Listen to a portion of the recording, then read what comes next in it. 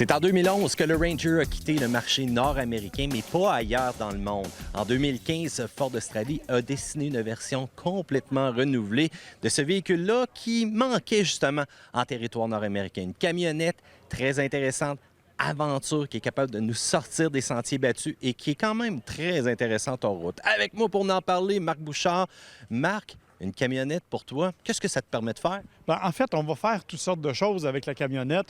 Faire du hors-route, tu l'as mentionné, c'est aussi un véhicule qui s'adresse... En fait, le marché même du Ranger, c'est la clientèle des gens actifs, des gens aventuriers. C'est ce qu'on veut faire avec ce véhicule-là. Et Ford nous a amenés ici, dans la région de Worcester, justement pour nous faire vivre toutes sortes d'aventures. Mais je t'avertis tout de suite, moi, je suis vieux, plus âgé, disons, plus expérimenté. Alors, je vais te laisser les affaires un peu plus extrêmes. Moi, je vais me contenter des affaires un peu plus smooth, si ça te dérange pas. Bon, ben c'est correct, Marc. De toute façon, moi, vous le savez, je suis un gars d'aventure, je suis un gars qui aime les power sports, la motoneige, et ainsi de suite. Puis moi, du hors-route, ça me fait pas peur. Marc, t'es quand même prêt? Tu embarques avec moi? Ah, moi, la route, j'ai aucun problème. C'est quand on va sortir du camion que ça risque de se compliquer. Ouais, là, t'as raison. Le Ford Ranger, c'est parti.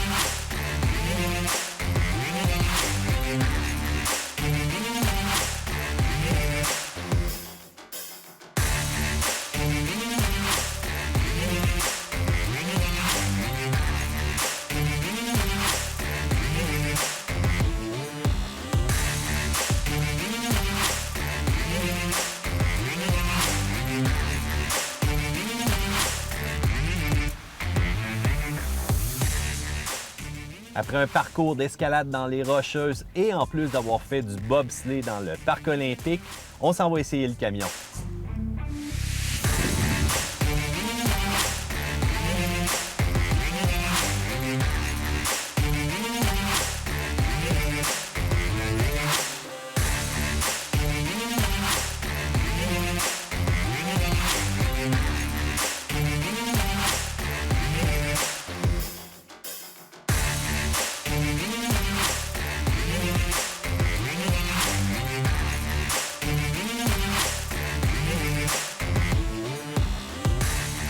Parlons de l'extérieur du Ford Ranger. Premièrement, deux possibilités au niveau de la configuration, avec une boîte de 5 pieds ou encore avec une boîte de 6 pieds. C'est ce qu'on appelle un double cab ou encore un Super Crew.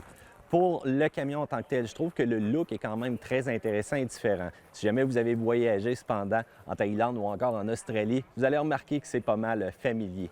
Au niveau des véhicules qu'on essaie présentement, vous allez sans doute remarquer que c'est pas le XL, parce que si vous prenez la version de base, ça vient vraiment avec des jantes en acier. Ça fait longtemps que j'ai vu ça. Je ne suis pas nécessairement un fan du look du XL. Cependant, dès qu'on commence à accéder à la version XLT ou encore même le Laria qu'on a ici, et on a rajouté le fameux package FX4, donc la version hors route, là, vraiment, ça change le style. Au niveau de la calandre en l'avant, on reconnaît c'est vraiment le Ford. La version la plus équipée, on va avoir des phares OLED.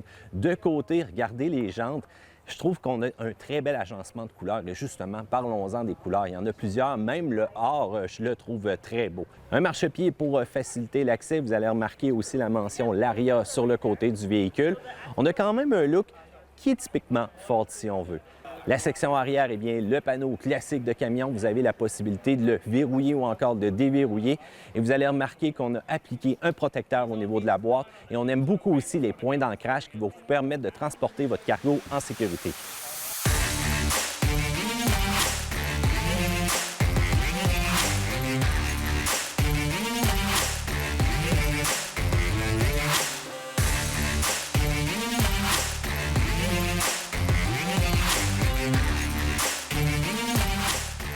Lorsqu'on prend place à bord du Ford Ranger, c'est sûr qu'on constate qu'on utilise beaucoup de plastique. C'est quand même un véhicule qui a été redessiné en 2015 et je dois avouer que je me serais attendu à un petit peu plus de fonctionnalité, que ce soit au niveau des espaces de rangement, voire même des fois à la finition au niveau des commandes ici. On a un écran central dans la version qu'on a présentement qui est d'une dimension de 8 pouces. C'est sûr que le système Sync 3, je trouve qu'on a vieilli rapidement. Hein? Il y a certaines lenteurs lorsqu'on va utiliser le GPS et tout. C'est quand même des gros boutons assez fonctionnels, c'est facile à comprendre, mais je m'attends à une réactivité maintenant, surtout quand on est en 2019. Il faut que ce soit rapide, efficace, bonne qualité, bonne résolution. La caméra de recul est quand même très claire aussi. Et on a toujours Android Auto et Apple CarPlay qui vient un peu sauver la mise. Lorsqu'on regarde au niveau du bloc instrument, le côté gauche est personnalisable. Donc, on peut avoir un affichage voyage, un affichage hors route. Le central, ça va être pour la vitesse. Et lorsqu'on déplace nos yeux à droite, eh bien, c'est la navigation, le système audio qui vient ajouter un peu plus d'informations rapides à consulter. Le confort est très intéressant au niveau du Ford Ranger, au niveau des sièges, au niveau de l'ajustement. Je vous rappelle que certaines camionnettes de la compétition, qu'on n'a même pas de siège électrique, on ne peut même pas lever le siège, mais ça, ici, c'est quand même très intéressant. Section centrale, encore une fois, un peu restreinte. C'est directement ici que vous allez retrouver donc vos boutons pour le 4x4, pour passer en gamme basse, verrouiller le différentiel, mais aussi passer en mode remorquage avec le véhicule. Pour le reste, c'est très plastique, un classique. Lorsqu'on se déplace en arrière, c'est là que ça dépend. Parce que si vous choisissez la version donc à cabine allongée, vous allez peut-être trouver ça un peu difficile, mais si jamais vous avez la version Super Crew, c'est quand même beaucoup plus confortable. Les bancs sont moelleux, une belle position, puis si on va brasser le véhicule, bien, vos occupants à l'arrière vont se sentir tout à fait comme à l'avant. Cependant, vous allez devoir faire un choix. Moins d'espace cargo dans la boîte, plus de confort pour les passagers, ou encore le contraire. Ça dépend de votre style aventurier.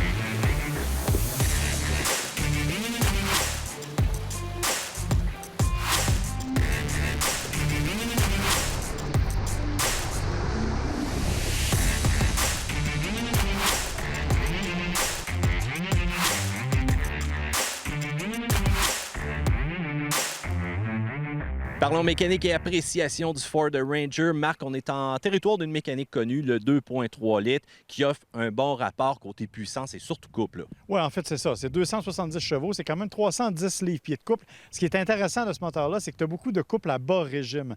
Donc, tu n'as pas à chercher tout ça. Évidemment, il est jumelé à la boîte 10 vitesses automatique de Ford, qu'on connaît aussi, que l'on retrouve entre autres sur le F-150, mais qui a été légèrement reprogrammé pour le Ranger et qui réagit, à mon avis, beaucoup mieux que sur le F-150, où on a l'impression de temps en temps qu'elle saute des rapports. Là. Elle le fait par choix, mais de plus en plus, ça devient désagréable. Alors qu'avec le Ranger, on n'a pas cette sensation-là, du moins sur la route. En route, évidemment, bien là, on a mis un peu la barre différente, c'est-à-dire qu'on a joué à très, très basse vitesse. Alors, on a moins constaté les changements de rapport, évidemment. Là. Exact. Il ne faut pas oublier non plus que 2x4, aux États-Unis, c'est disponible, 4x4 seulement en territoire canadien. Du côté consommation, pour ceux qui se poseraient la question, on parle de 11,8 et de 9,8 litres au 100, donc bien entendu sur l'autoroute. Et on était capable de faire ça quand même avec cette motorisation-là. Et on a la possibilité aussi avec le sélecteur de terrain, donc un peu plus, je te dirais, de s'adapter à ce qu'on rencontre parfois en mode hors route, soit de la boue ou encore du sable. Mais je dois avouer qu'aussi de verrouiller le différentiel arrière, ça aide beaucoup en mode hors route. Effectivement, ça change complètement le comportement du véhicule. On nous a même dit que c'était possible de verrouiller le différentiel arrière en mode 2 roues motrices. Honnêtement, je ne l'ai pas testé, mais je serais curieux de voir quel est le résultat, effectivement, hors route. Un autre élément dont il faut absolument parler, je pense, c'est la suspension du véhicule. On le sait, en arrière, c'est une suspension à lame. On a tendance à avoir des grosses lames en général, plusieurs lames empilées. Sur le Ranger, on a joué la carte de la légèreté. Alors, si tu regardes les détails, tu verras qu'il n'y a qu'une seule lame qui est plus épaisse au centre et amincie au bout. Donc, ça permet d'avoir une suspension qui est tout aussi solide hors route, parce que sur la route, c'est un peu sautillant, il faut le dire. Mais hors route, c'est assez solide. Et c'est beaucoup plus léger. On dit qu'on a sauvé plusieurs kilos uniquement en faisant cette petite modification-là. Et ce qui est intéressant, c'est qu'on va être capable de remorquer 7500 livres. Donc, bien entendu, pour la capacité de charge à l'arrière, donc autour de 1800, mais c'est sûr que ça dépend de la configuration. Et tu l'as précisé, Marc, cette configuration de lame-là aide aussi justement au comportement lorsqu'on va être chargé ou lorsqu'on va tirer quand même une grosse remorque. On n'aura pas nécessairement le derrière non plus qui va être tout le temps écrasé. Et vous regarderez aussi les composantes qui sont protégées avec le groupe FX4 qu'on a, donc les plaques de protection en dessous du véhicule. Et même au niveau de l'arbre d'entraînement, toutes les composantes sont surélevées vraiment à l'intérieur du châssis et un châssis, ma foi, qui est très rigide. On lui a donné une petite go, je dois dire, à ce véhicule-là. Ça brasse, oui, mais ça sent solide. Effectivement, ça se sent solide. Et tu l'as mentionné, l'arbre d'entraînement qui a été surélevé et qui est en deux parties parce qu'on a voulu garder la partie arrière plus élevée. Donc, ça donne une garde au sol qui est encore plus grande et qui nous permet de passer, évidemment, dans des endroits un peu plus extrêmes, je dirais, au niveau des roches. Et tu l'as dit aussi, le châssis qui a vraiment fait un bon travail.